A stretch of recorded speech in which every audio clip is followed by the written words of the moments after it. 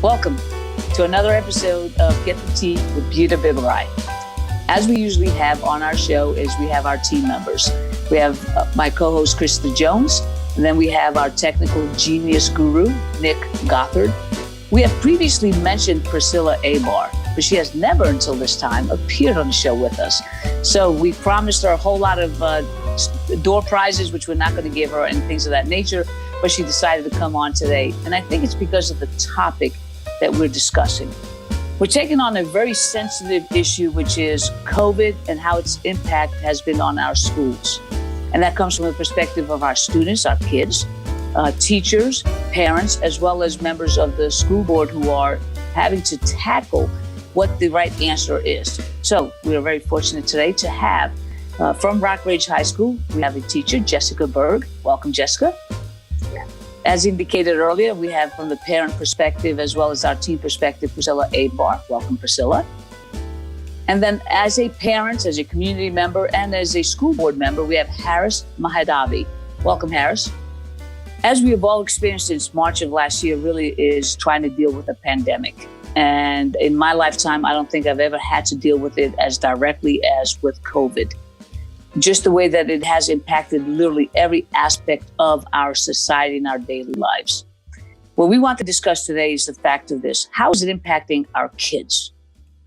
So I'm going to ask this to each of the panelists from your perspective as a parent, because each of you are also a parent dealing with this, in addition to the other roles that you have. As a parent, what impact are you seeing this COVID and the change in how we are educating our kids impacting your own kids? And Jessica, I'm actually going to start with you, if I may. Yeah, I think my situation might be a little different. My girls are 3 and 5, and Harper, my 5-year-old, is a December baby, so we didn't have to make the decision, which I do know quite a few friends and people had to make of whether or not to enroll their child in kindergarten, knowing it would be a virtual setup this year, or deferring them to next year. But the impact is manifested in some really unique ways, just with especially my 5-year-old, cognizant that life has changed, that we don't do the things we normally do, that our routine has changed, but still not quite understanding why. And so that's kind of hard to break it down to that level of why we can't see certain people, why we can't go to certain places. And so that's been the difficult part, is just explaining it and keeping them socially active, but not really being able to do much about it. Okay. Now, Priscilla, you have the kids in range in the middle between Jessica's and Harris's. How old are your kids? And what challenges are you seeing in each of them if it's different from one another? So Nathan is 12. He's in the 7th grade. He goes to Belmont. And the twins are 5. So similar situation to Jessica. They were born in November.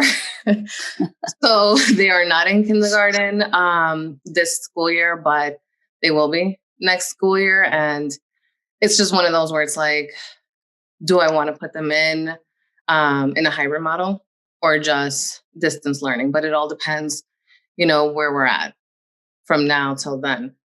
And if we get vaccinated or not. So, and with Nathan, I would say, he's older, so he's able to go on the laptop on his own. Obviously, he needs a push sometimes. At the beginning, it was very, way more challenging than before, just because, these kids are at home. They're also in middle school. They're in that preteen year, so they're always on their phone and go to sleep late. So even when you send them to bed, they're still in their room, awake, and just getting him to wake up and just telling him, wake up, take a shower, get dressed as if you're going to school.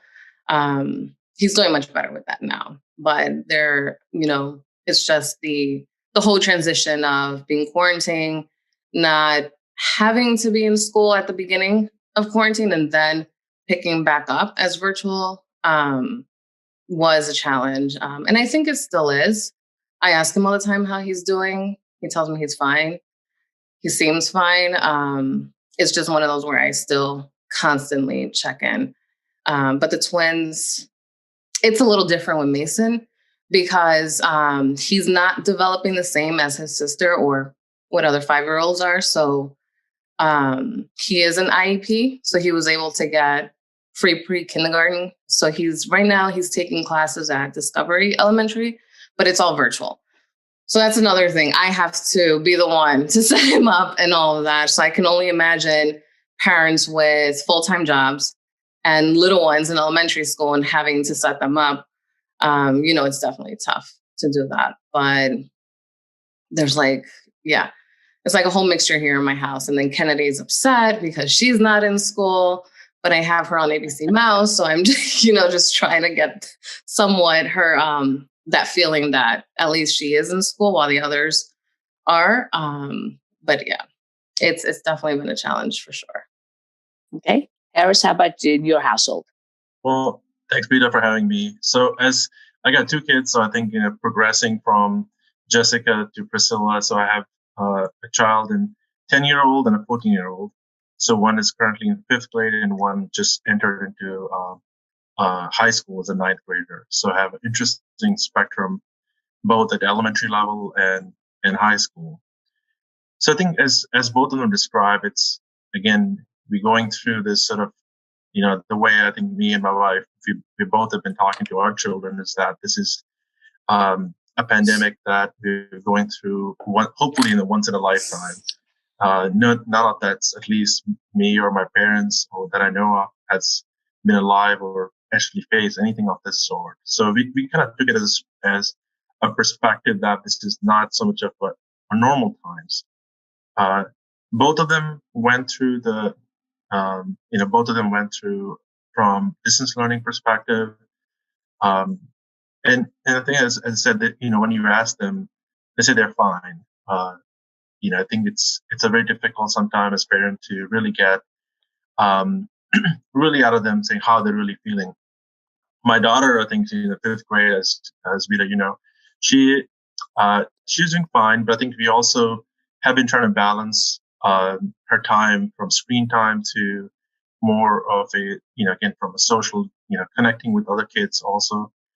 So I've been, again, blessed in the community that I live in, where once she's done with the laptop at 2:45, I don't force her to do any homework. I mean, this is a tussle I have with my wife. Again, after the Chromebooks are done, I just let them play until the sunset outside.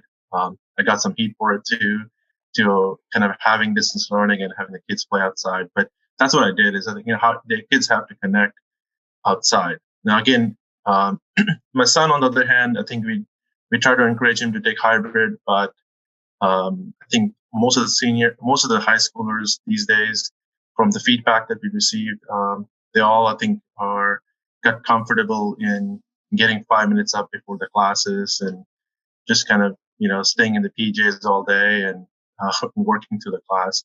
So he's been okay too, I guess, but I can see as a parent, they're missing out on the social aspect of connecting with their peers or with their friends, etc. Lately, my daughter has been feeling a lot more. She wants to go back into school, so we'll see how that plays out. But it's been, again, as both the parents have shared their stories, everybody's just kind of hunkering down. They've been okay. At the same time, I see the impact, at least on my daughter, that I think she does want to go back into school versus staying at home. So anyway, but that's kind of where our house is at the moment. Harris, you bring up some really good points, and it immediately makes me think about the evaluation and testing. So there's obviously a lot of concern by a lot of parents about the quality of virtual education.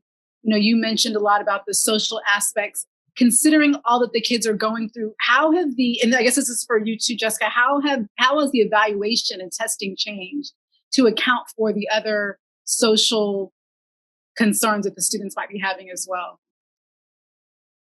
I guess I begin. Go ahead, Jessica. No, go ahead. No, I think that's, I didn't want to, again, maybe I'm a benefit of at a different stage of where my children are in 5th grade. So they're at the top of the class. and ninth graders, so they're sort of a little mature.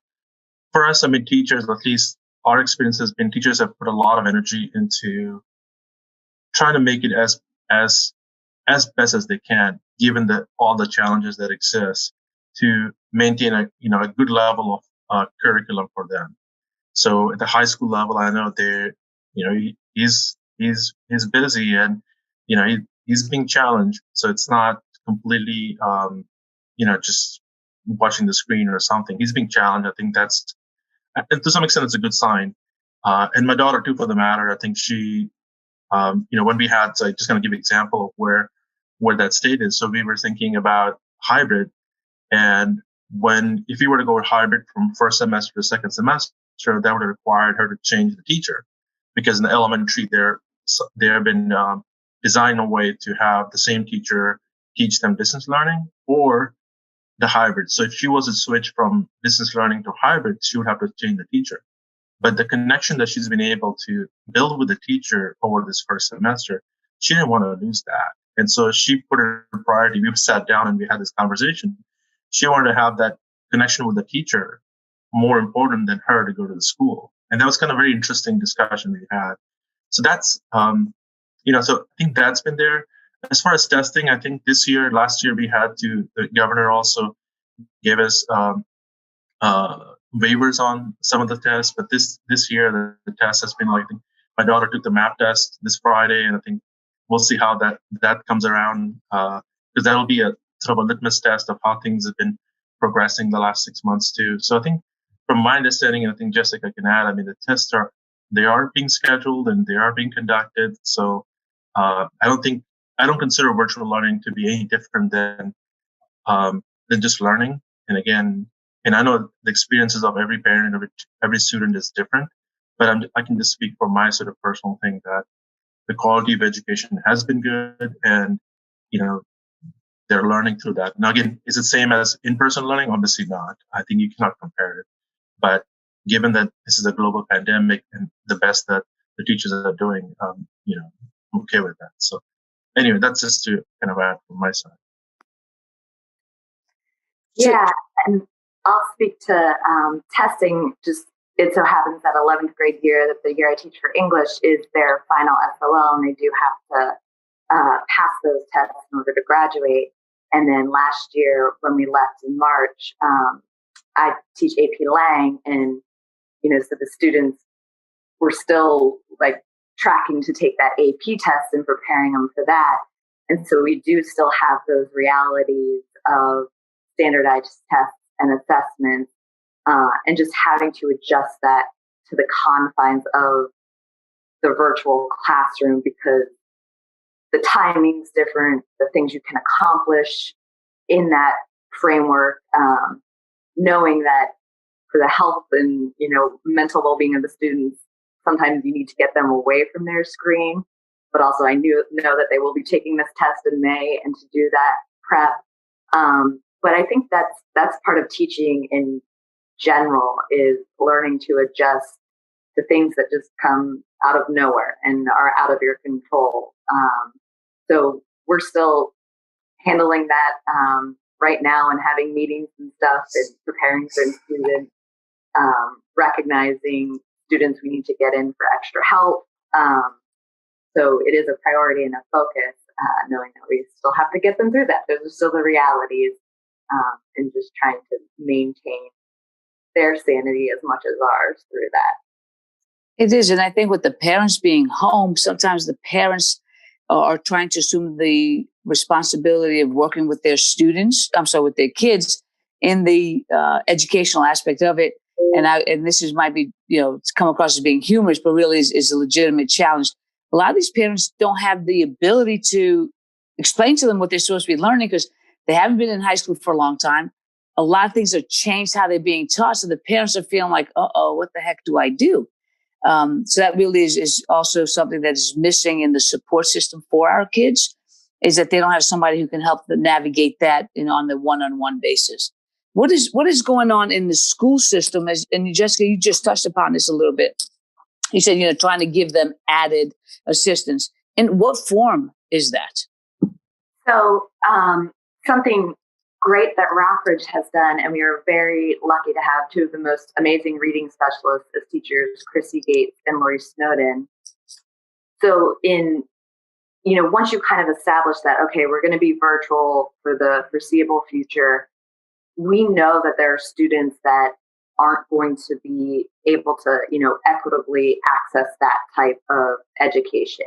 And so our two reading specialists went through and identified those students and got permission to bring in small groups into our library, safely distanced with permission from the parents, to give them the space, the internet access, meals and stuff, and allow them to just be able to sit there and go through their classes. So things like that have been, implemented at our school. And then just the asynchronous stuff on Mondays, which has been a benefit during this virtual learning of, extra help, extra resources. We have a great teacher, Sean Heron, who does a writing center, and he's helping us with SOL preps in those asynchronous lessons. And so again, like with anything, once you kind of like, okay, this is how it's going to be. Now let's figure out all the ways we can help our students within this virtual model. And so I'm lucky to work with some of the most amazing people who have, really dedicated themselves to doing that and finding ways to get to these students to make sure they have a great experience. Maybe not great, but a more equitable experience this year. No, as best as they can experience it. So now the question that Krysta asked earlier, as far as the testing aspect, has there been any conversation on a national level as to the SATs and ACTs and how they're going to be used, or whether or not there's going to be a change in the grading, anything along those lines? Because I'm assuming there's got to be an acknowledgement that the change in how students are receiving their education is going to impact on their ability to perform on these standardized tests. My knowledge now, I know at the beginning of the year, students actually did come into the building to take the SATs. At the end of last year, the AP exams, which are given by College Board, those were all adjusted to fit a virtual model. What was normally a multiple choice section and 3 essays for AP Lang got boiled down to 1 essay.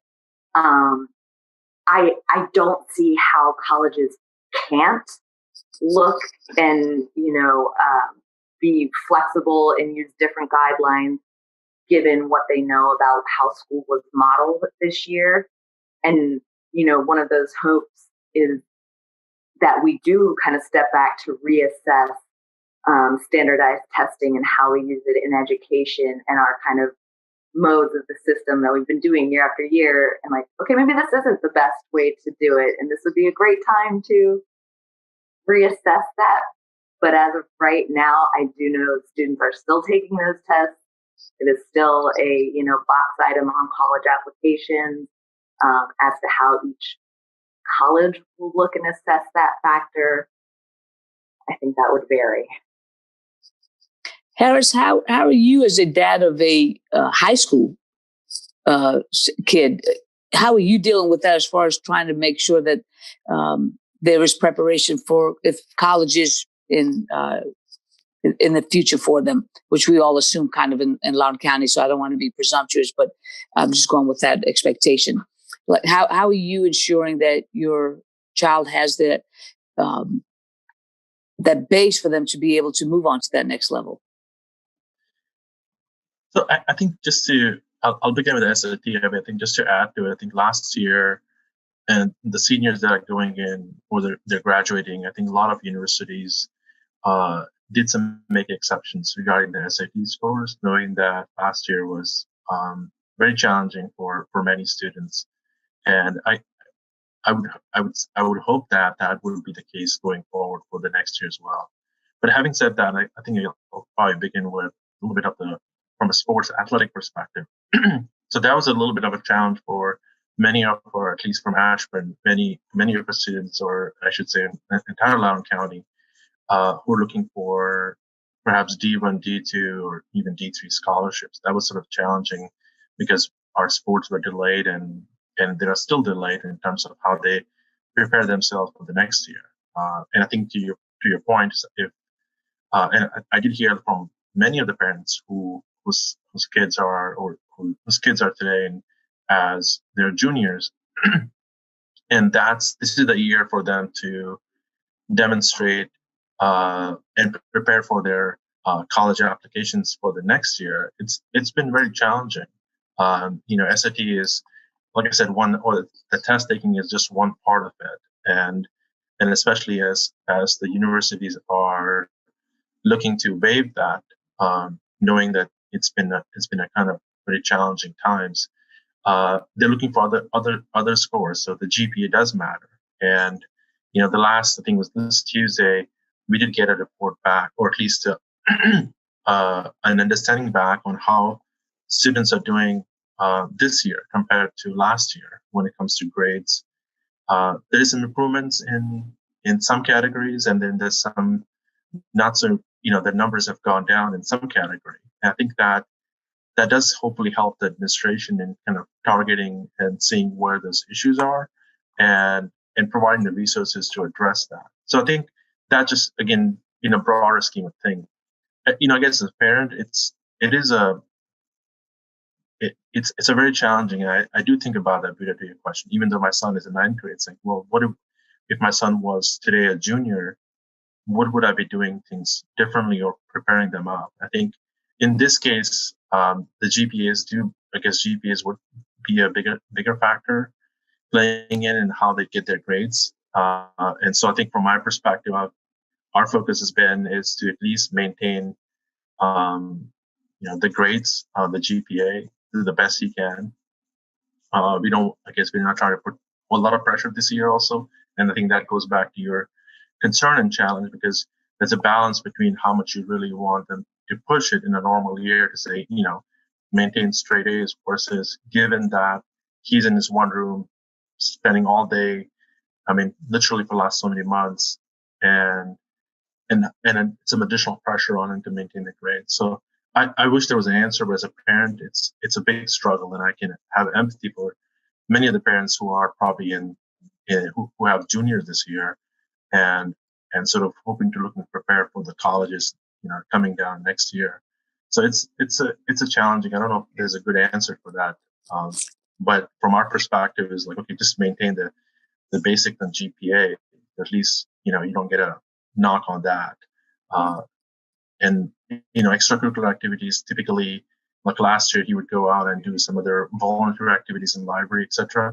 Everything's been shut down too. So like I said, it's going to be very challenging for our juniors as they prepare for next year, and how do they find themselves to be, having the other 8 factor besides the grades to apply and get into their institutions of likings. Okay, so now, Harris, you indicated that before, you said you don't know if it's a good answer. I don't know how each of you as a parent, is comfortable with the decisions you make, because we don't know if it is at the end a good answer or the right decision. So Priscilla, starting with you, how did you come to the decision that you made as to what choice of education process is going to be followed by your children this year? And because you have the different needs and the different ages, how are you able to reconcile that for yourself, that you are making hopefully the best decision for your family? In terms of not opting into the hybrid model, it was really just more of a safety concern. Yes, there are other concerns around that to distance learning in terms of like a lot of the tests, at least that Nathan gets, are they open book? Are they really learning? Because it's distance learning. But I would say, with everything that's been going on, COVID cases at the time rising, which they're obviously rising again now, it was just more of like a safety concern where, Harris, you did a good job having that discussion with your kids, but I just told Nathan, like, you're not going into school. There were so many things going through my mind. If I did opt into that hybrid model, would he practice good self-discipline to be distanced from his friends, even washing his hands constantly? And I'm a germaphobe, so I also didn't want to, have to be home and think about that. And with Mason, since he is on IEP, he's only 5. And 5-year-olds, they have less discipline than older kids. So I basically just said, I'm not doing hybrid. They're going to stay home. But that's actually changing, because that's something that I've been reassessing, whether I should put them now in a hybrid model if we're still going through this, which I think we probably will, for the next school year, just because I feel like it's been a bit too long where they haven't been able to socialize with their friends, even though they've done it a lot, virtually, on the phone, all these social media platforms and all of that. But it's not the same as being there in person. And at least with Nathan, what we've been doing is letting him go to the mall here and there on weekends, where he can, at least socialize with his friends. But we let him know, you have to be distanced. Make sure you don't touch anything. If you do, wash your hands. And it's been great so far. We don't do it all the time. He's done it probably 3 times already recently. So, that's at least for me, for my own reassurance, that gives me some hope. Okay, if I decide to put him in a hybrid model next school year, at least I know he's being cognizant of that. So yeah, that's pretty much how I decided to not put them, not have them go into school this school year. Hey, Harris, and you are in that quandary because you do obviously also work on a school board. How did you make that decision for your family? It was a tough decision, as I think Priscilla said. I think for us, again, so there are 2 decisions in my house. So one is elementary and the high school. So I guess I can speak for one. We decided, I think, it was Priscilla said, well, speaking down the kids, saying, hey, are you going to keep the mask on? Especially for my daughter, are you going to be able to keep the mask on and social distance? But she is, she likes to play. She's very social, and so that was always a big concern for us. So initially, when we decided on, and I think one more thing I want to add to this is this sort of COVID-19, everything we talk about, statistics and so on and so forth, it has affected the South Asian community, or I should say the people of color, like Blacks and Hispanics, a lot more harder than perhaps the other community. And again, I'm not probably scientific, but I think it is. So the anxiety, the anxiousness, we as a family felt too, from a safety perspective. And so our concern last year was around that, saying, well, we would like our kids and my daughter to be in school. I think, but the fear was that this disease, you never know how it's going to affect. For many people I've talked to, it's, they come out.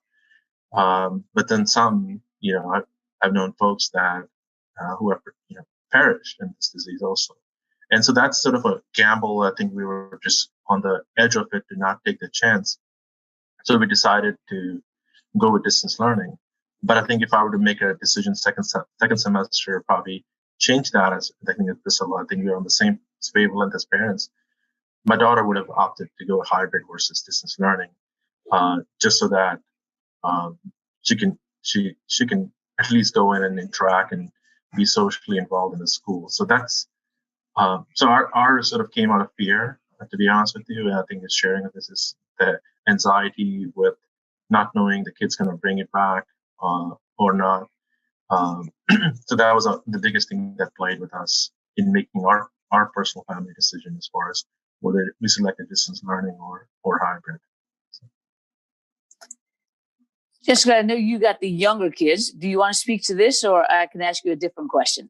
Well, I actually wanted to speak to this hybrid model just from the teaching perspective, because this is obviously we're having to prepare for students coming back, and it's what they're calling like concurrent teaching, where essentially you'll have the kids in your classroom and also the remainder of class virtually. And so you're having to teach to both sets simultaneously. And, we've looked at our rosters, and based on what parents have selected, there's quite a few of us where, I have a block of 30 and only one student in that block has selected to come in hybrid. So I'll have one student in my classroom and 29 in my virtual classroom.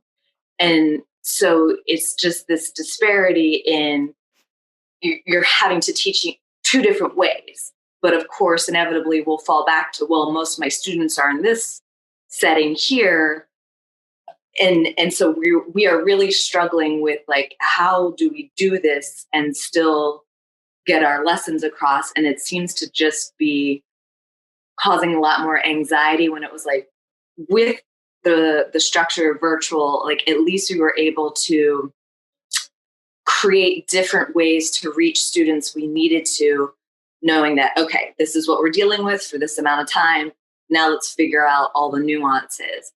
But it's like every quarter, literally, we've had our schedule changed and having to learn a new way to teach on the fly. Like in another week, the kids are going to be in there, and still some of the logistics haven't been answered in terms of how do we keep kids safe in the building, like in class changes in the hallways, coming in and out of the building, buses. Like, so to me, this hybrid, it's maybe appeasing some parents that have been more vocal, but I think for the vast majority of parents who are looking out for the safety concerns, and also from the teaching point of view, like, this doesn't seem to be beneficial to a majority of our student population in choosing this way of it, like a new way of teaching, halfway through the year.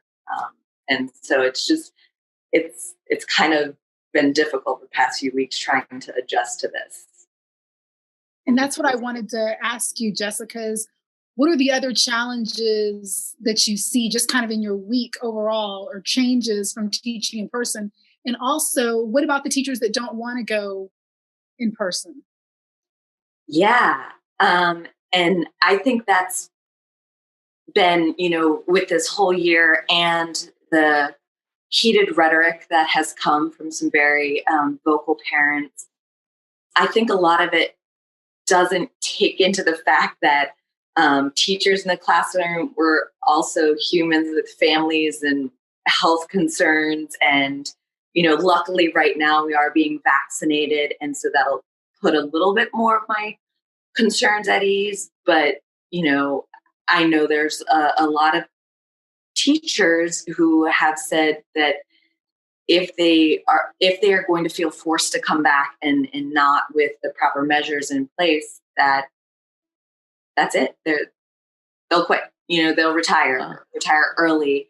And because we've been asked to do a lot and adjust a lot.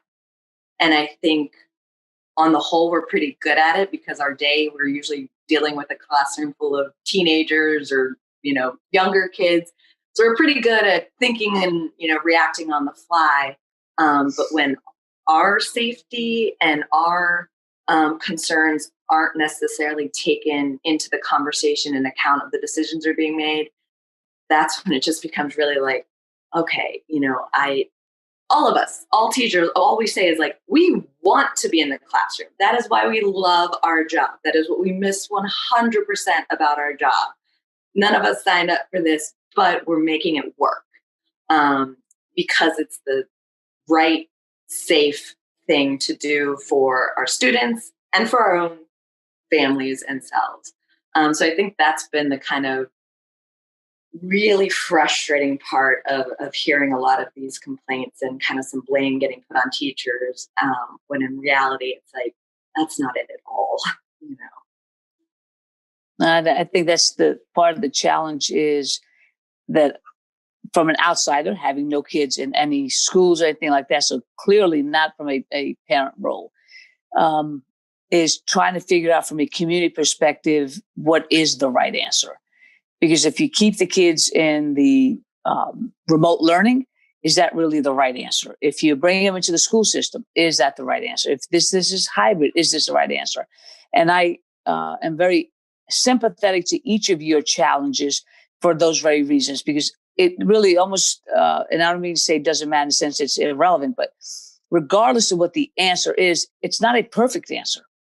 And that's the challenge that we're experiencing as a community is they are imperfect solutions because we don't have the luxury of having the perfect solution. And so that I think also makes us think about this.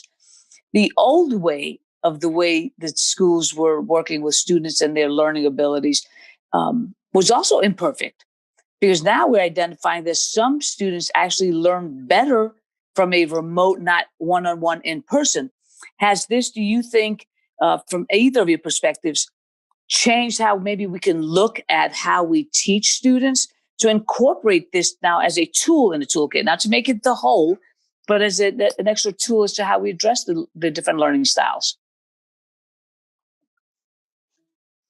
I think I'll take on Buta. I think you hit it right on the nail. So I think there is the demand, I should say, to what you described, with the students looking to do a little bit more virtual. And I think from a school board perspective, I think we did increase, or I think we added a significant budget for next year to increase the virtual out-on program.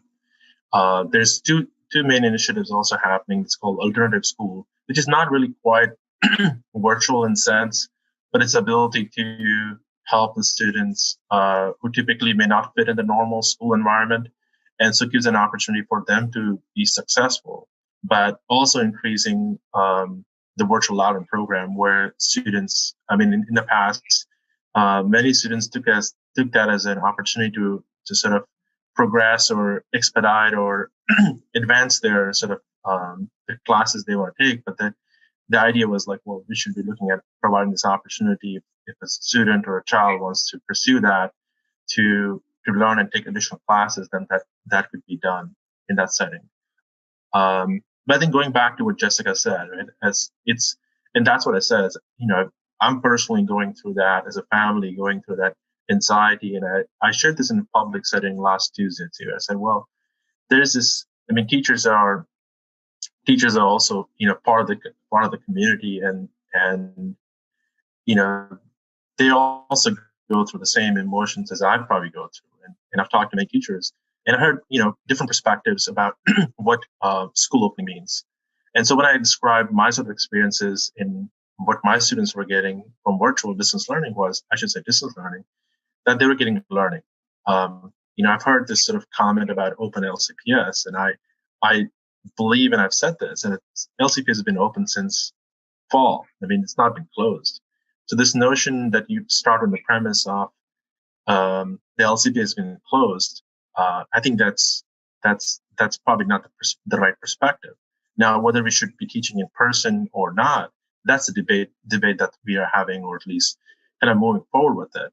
I'll break it down in my sort of understanding of things. So from kindergarten to fifth grade, it's a very difficult. If you can think about from a kindergartner as you have, Jessica, or Priscilla, it's very difficult on the parent and the child, for the matter, to be sitting behind a Chromebook and try to learn that. It just, it's very difficult.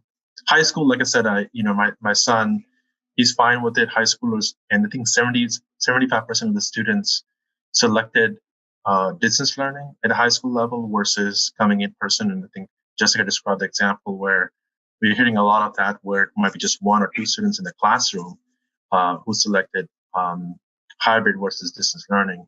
But coming back to the elementary, I think I one thing I'll share with you personally, when I was thinking of what I was sharing earlier, was, why would I think about changing my decision as a parent from going from distance learning to hybrid? Because lately, my daughter is, I think she wants to go back in school, and she's been breaking down. And, she's a tough cookie. She worked with me. I think most of you have seen her. She's pretty resilient, but I think now she is, from an emotional perspective, I think she's missing the interaction with teacher, and especially when I think her elementary teacher came to her house to meet with her in a social distance way. I think that was like the best day she had, to meet the teacher in person. And so I think that's where the debate comes in, and that's where we have to make the hard decision, as you said, Buta, that in person versus distance learning. Because I mean, again, in person, as Jessica said, that's the best way to teach. But how do we do that safely? Last year, when we were making the decision, we didn't have enough data in front of us. So I think we set the metrics, and I'm glad to some extent we set those metrics as perhaps they may not be as accurate as could have been, but it did give us an opportunity to not open school on December 1st, as that was the initially outcry, was to open it on December 1st. I didn't feel like we had enough apparatus or process or solutions in place and the readiness. And so we were hoping that by second semester, January 21st, we're looking to begin to open schools. And then we learned that we had the vaccine. And so if we delay the school opening by a few more weeks, then we would get a good number of our staff, educators, vaccinated. And again, it was probably a good decision too. So I do believe, again, every parent have the right to share their perspective of what works for the best for the students. But we also have to keep in mind the balance between the teacher and the staff. Obviously, the students' priority, I do believe as a parent that I do give students and their learning a higher priority, but not at the expense of safety and teachers or staff for the matter. So I think we came to the understanding that now that hopefully by end of this February, and I know it's not the ideal, but we would have most of our 10,000 plus staff members would have the dual vaccination. I know it takes 2 more weeks after that to fully get, to get completely the immunization to kick in. So, but I think the effort was, at least the intention was, that we would have that safety net for the staff in place. There's also many things we did with the CARES Act money too, where besides the HVAC units, besides bringing in the HIPAA the HIPAA filters, not HIPAA. HIPAA is the protocol, I'm sorry. But the filters in each classrooms, I think now they're going to be adding those plexiglass shields in the classrooms too. So there's some mechanisms are being put in place to help to create safety net at the classrooms and in schools. But I think it's a tough decision. It's like, and I think we haven't been given much good information data, either from CDC or from the Virginia. Everybody's like, well, do what you guys want to do. And that's not really helpful for part-time school board members to make that decision. I say that with honesty. I mean, I'm not a, expert. I mean, I think governor has a lot more experts available to him. Definitely DC has, or CDC has a lot more experts.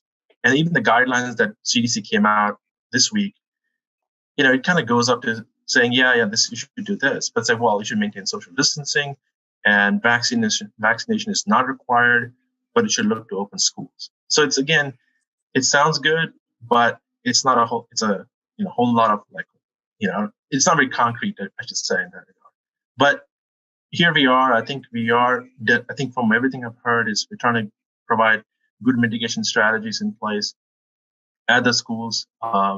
There's some pilots conducted, which we got a chance to look at the pilots last year in the hybrid setting. Again, looks like it worked at the time. The pilots ran successfully, got some good feedback from teachers and from the principals who conducted. So again, there are some also provisions being made for teachers who classify under P1 or P2, that the principals will be working with teachers to create some accommodations to not to have them in person in the schools too. So there's some flexibility also being given to the principals for readiness towards that. But like I said, we are in a very this is a territory we've never been. Teachers have been in the brunt of this thing because they had to redo it entirely how they teach, and I think I'm sure parents appreciate that. I don't want to sound like this, but I think I'm not sure they completely understand that, because so this is how it's been taught in universities, how you teach it. This is how you've been doing it. Suddenly, it's completely flip upside down and say, well, I teach virtually. It's not the same thing. I completely recognize that, but hopefully, I think collectively we can get past this and the hybrid is probably, again, it is what it is. I don't go more into it. But I think, anyway, I gave a little long-winded perspective on this, but I just want to share that. I was just curious, you're talking about the structure, Harris. I've heard some ideas about teaching outside when the weather is amenable. Has that been under serious condition or serious consideration? It's always been brought up as a thing to be done. But I guess I'll defer the question to Jessica if she's our. I don't know. It's 28 degrees right now, so I can imagine going outside and teaching that. I heard a lot of stories in the nation, but I think it's probably at the elementary level if there was options, or if the teacher could go out and was able to do that. But I don't think it came up as a sort of policy or some sort of directive to say this is what we plan to do. I don't know, Jessica, if you have any thoughts on this. I just a few things, just circling back to some of what you said, and again, understanding that everyone has probably heard a million times the phrase, this is so unprecedented, such an unprecedented thing. And we have kind of had to reinvent the wheel in terms of teaching quite a lot this year. This is my 10th year. Certain things are automatic now, and, you can just kind of roll with it. And to have to adjust a lot of that continually throughout the year since last March has been a struggle. And so to Buta's kind of original question about some students being more successful in a virtual setting versus an in-person setting, that is one of the biggest things we are always taught and reminded of as teachers, is to differentiate. Everyone learns differently, visually, reading, writing, hearing, oratory. So that's something we always do in our classrooms and trying to reach every student. And so there are ways to incorporate different things we've learned through this virtual setting, through students who have thrived in that mode. I think one of the biggest frustrations when a lot of these conversations are taking place, either through parents, community members, school board, or administrators at higher levels making decisions, a lot of times there aren't teachers on those particular boards or people who have experience in the classroom and knowing, the day-to-day logistics of what it takes to facilitate learning in a classroom and facilitate the running of a school, especially a high school. There are so many moving parts to this. And so when you say something in terms of bringing the kids back in, and now we're going to have to do the concurrent teaching. And I was telling the group earlier, my husband is a teacher as well. He teaches in a middle school, and he does health and PE. And so they're telling him in the gym that they have to keep the kids 6 feet apart. And normally the PE classes are massive in a given setting, sometimes 40 kids in a class. And so when they looked at the numbers and the actual space, it's not possible to keep the kids that are coming back 6 feet apart. So what do you do?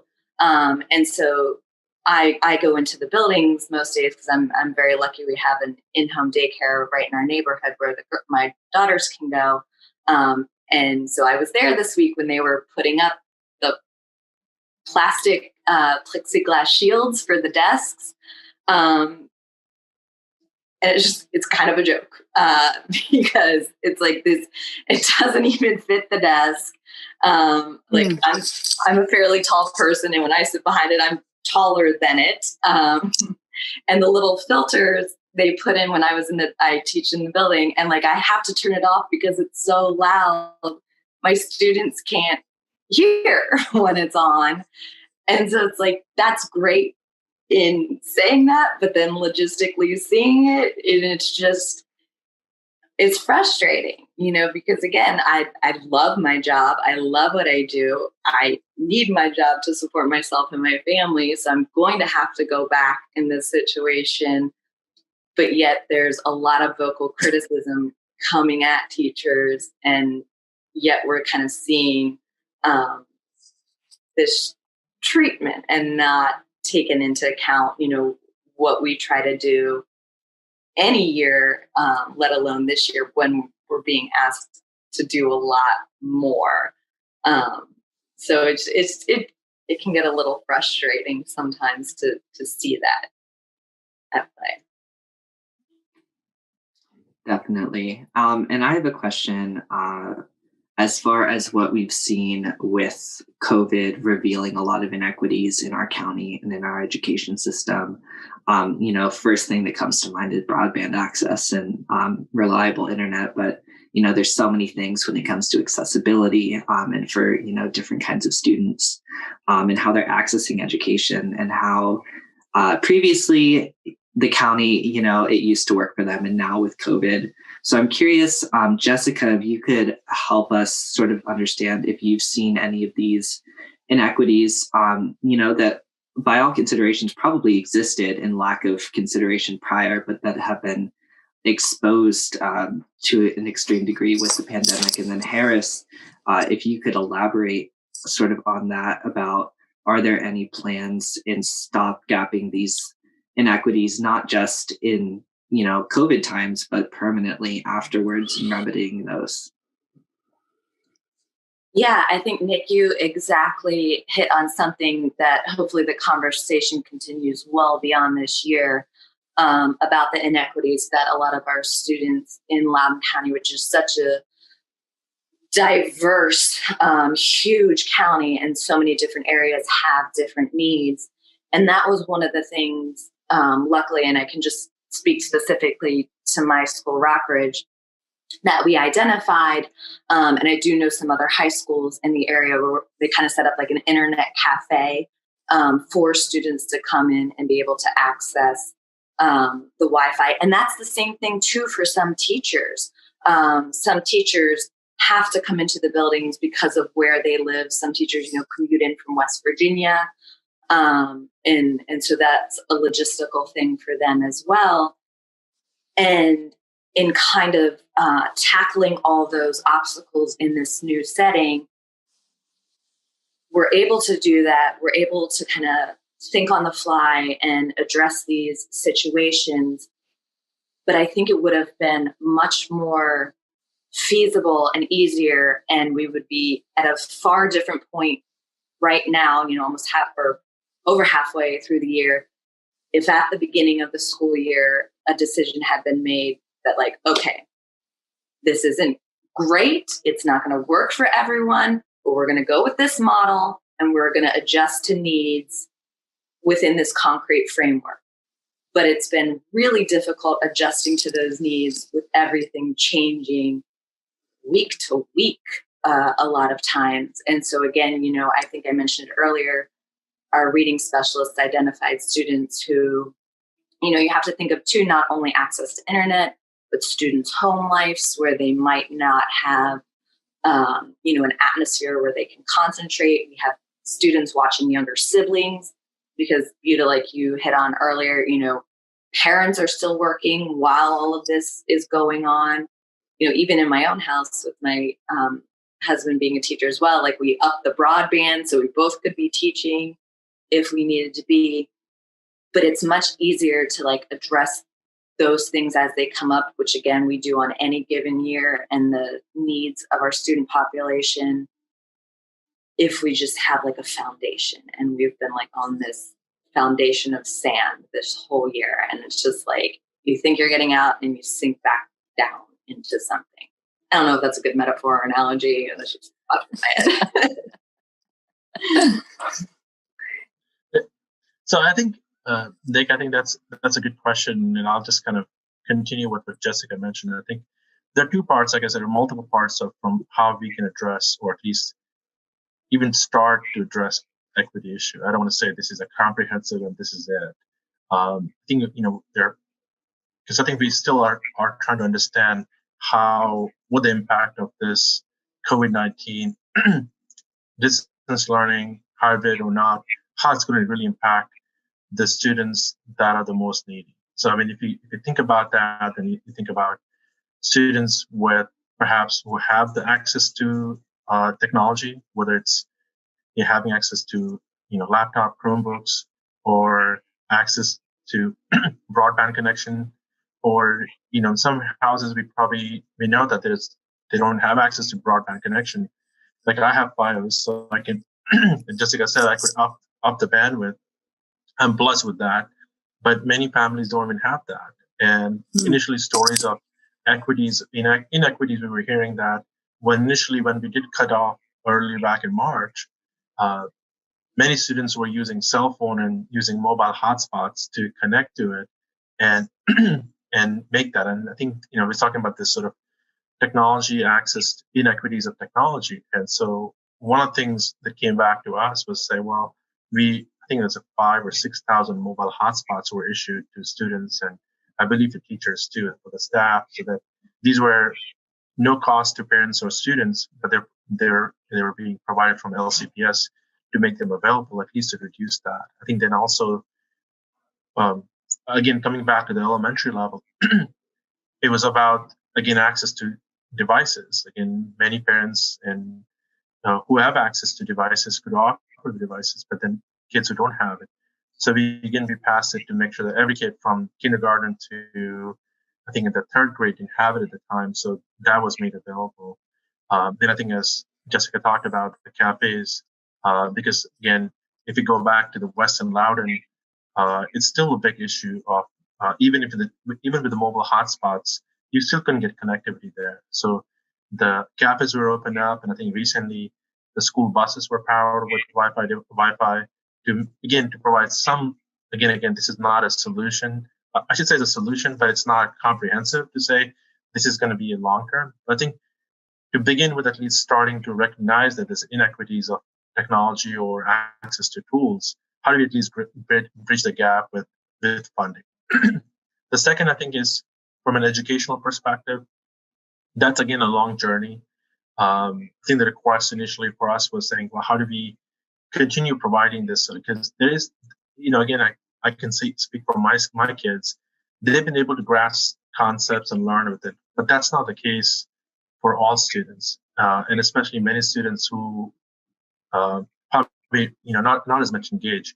So we are looking to provide, continuing this through the summer, providing a extended school year for many of the students, so they can continue to get some additional services or catch up with certain things that they're behind. So that's, again, one more method of what we could be doing in providing the support behind that. So I think those are two things, but again, it's a very good question. I don't think we got, maybe I don't want to, I'm not sure how much data we got in terms of how what demographic parents selected what options to. But in my sort of unscientific sort of talking about it, it was definitely many of the folks I should say, who were, again, diverse group, opted to do distance learning versus in-person hybrid for the matter too.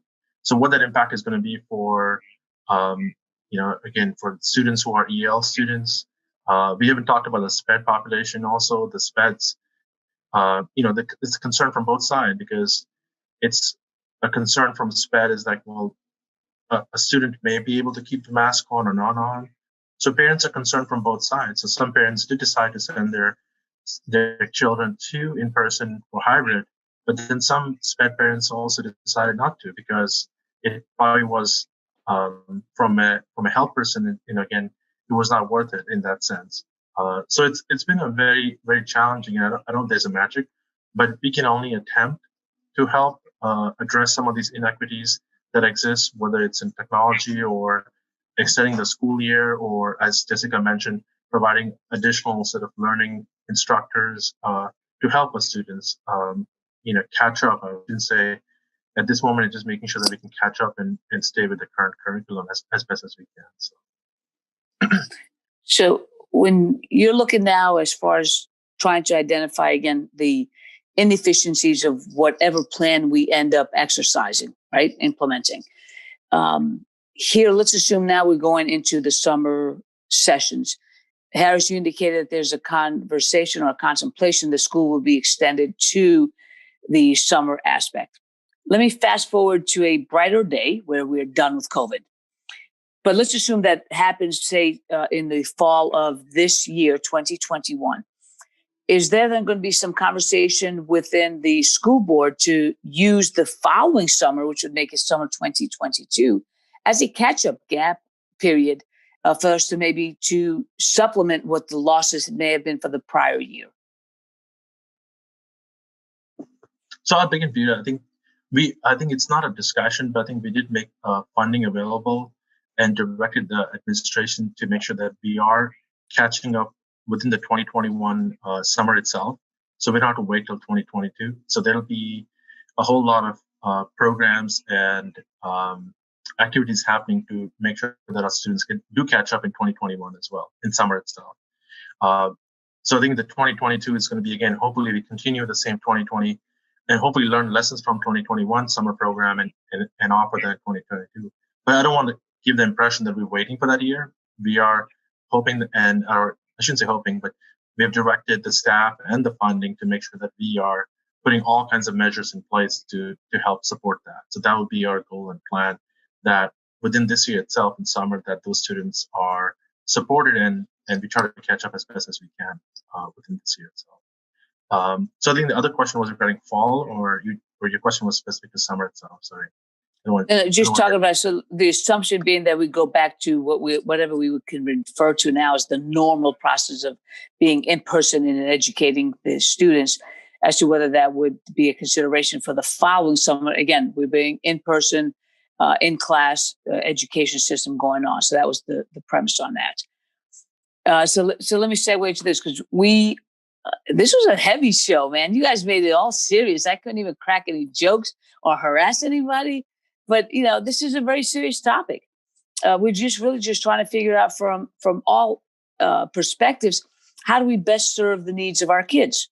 At the end of the day, that's all that we do, is we focus on what our next generation is and how do we put them in a situation that they can be most successful. And education really is the first and foremost avenue that we could provide them with those tools. So now we can change it and make it a tad bit more uplifting. All right. Here's the situation. If you can share with me, each of you, a story, and just talking about how COVID related to education, and a story that was a positive one or a funny one that we can kind of close on that note. So I'm going to do it in the reverse order as to how we started. Harris, we closed the introductions with you earlier, so we're going to open up with your closing this afternoon. So you're looking for a positive, lighter sort of perspective to this thing? Is that how? Yes, just kind of your experience with COVID and education. So give us something that we can walk with a warm and fuzzy feeling. Yeah. So as in my opening, I shared, I think it's as challenging as we have talked about. We have heard from all perspectives. For us as COVID-19, one thing it did is brought our family together, and a lot of parents have said, and again, I've been blessed with been able to work from home. My wife's not so much. I think she's a healthcare professional, so she goes out to work and she's in the field. But I was home, so I did get the chance to spend a lot more time with my my kids, and got to learn. Sometimes I think is you don't really see exactly everything that goes on in that classroom or how the student does. So I did get a lot more fresh perspective at it, in terms of what it takes. Like I said, they both have been doing well. We have good health. And so for me, the positive thing in the learning experience has been, they're doing well academically. They are keeping their spirits high, given all the challenges. And, so far, thank God we have the health to go with it. So I still think, again, blessed being in all these different scenarios that I am in. So I think I would consider that as a positive that I can take away from, given all the challenges that we have been facing as the society. So. Excellent. Thank you. Priscilla, what would you like to close us out with as an uplifting story? Wow. I mean, it's COVID. I don't know. How is it uplifting? I mean, I guess what I would say is, what I tell Nathan all the time is use this as an opportunity to prepare for college, because they will, while it's not the same, which I totally get, there will be options for him to take courses online. So I'm like, you're able to prepare for it and at least experience it earlier on. Than like when I went to college and was like, oh my God, how is this going to work out? All other stuff that went on in my mind. But yeah, that's pretty much it. Thank you very much. Jessica. I'll end with, I don't know if it's uplifting, but kind of one of those funny, interesting things. I don't know if you all remember, like if you ever saw one of your teachers outside the school building, especially when you're younger, it was like, what, you exist? You have a life outside of this building?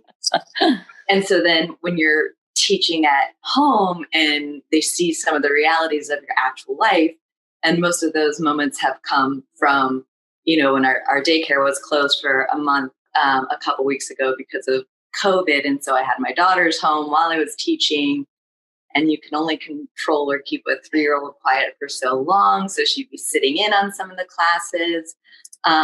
In one class, she was getting kind of feisty. I call her my feisty fish. And my student just like randomly pops in the chat, Ms. Berg, do you think she wants to see my bird? And it just became a pet sharing class where everyone just like showed and it was like the best, but it was like a side you don't always see. And then they've also seen this reality too of their teachers at home. And so many just in my department are raising young kids. My one coworker is literally like rocking a baby while she's teaching a class. I was potty training she'll hate if this is ever discovered later, potty training her last year when we went virtual. I was trying to prep the kids for the AP exam, and she peed on the stairs in the middle of class. And so I had to okay, let's hold rhetorical analysis while I go clean that up. And, so it's like some of that is just, it's life, and I think that's one of the biggest lessons that we tried to get across this year is like, we just have to learn to roll with it, make the best of it, laugh when we can, find the silver linings, and, be all in it together and get through it. No, and I think each of you has raised some very interesting perspectives. And we also talked a little bit about this earlier. We were saying that although remote learning and remote communicating and relationships feel very distant, it also has helped us to become a little bit more closer to one another, because we can now not have to worry about traveling. We can worry now more about just, hey, do you have that time in there? So it's become a little bit more intimate, because what I also hear from the general community is parents are peeking in on their kids in class, and they actually get to see the teacher. Oh, is that Ms. Berg? Because they may have heard the name, don't know who the heck she is, and now they know who she is. You also then have the ability to be able to, as we talked about, having parents dip in and actually have a conversation, or seeing the kids' lives or the parents' lives. I think my one takeaway from the school and the COVID issue has been a greater appreciation for what our teachers are going through. And I'll speak to you, Jessica, as the teacher on the panel is this. One, I hope you never feel less than. I hope you never feel that we are dismissive of you, your peers and your colleagues, and the concerns that you guys have for your health. We as the general community have those same concerns for you and for our students in the classroom. And I don't care who ends up on what side of that conversation. At the end of the day, I don't know anybody who is wishing to subject unnecessarily any teacher's health or any school building facility person's health, or the students or the school bus drivers, or anybody engaged in making school happen for our kids. So I hope we can at least say this to you, and through you to the others. We do appreciate you. Teachers have always been the forefront of the success of any community. It doesn't matter in what community, how it ends up being. It's always been that that journey is led by our teachers. So I thank you on behalf of our team. We thank you, and we thank every teacher. Harris, as a parent in our community, I know you share in that as a school board representative. We thank you for your service. because we don't take lightly also the experience that you're having. Because it doesn't matter what decision you make, you've got 5 million people yelling at you from one side or the other, or both at the same time. But we do appreciate the fact that you do take the interests of our kids and our teachers at heart, and that you guys are trying to make the best information, and hopefully with the more data we get, the safer decisions that can be made. Priscilla, as a team member and as a parent, we hope to support you, because we know it's a challenge, especially since you do work as far as outside of your home while being at home, as well as trying to, raise your 3 kids with their dad, and just being a support system for our kids. So we appreciate each and every one of you, and thank you guys for coming on The Tea with Buta. We are welcoming any questions that you may have, but we do appreciate you. So thank you.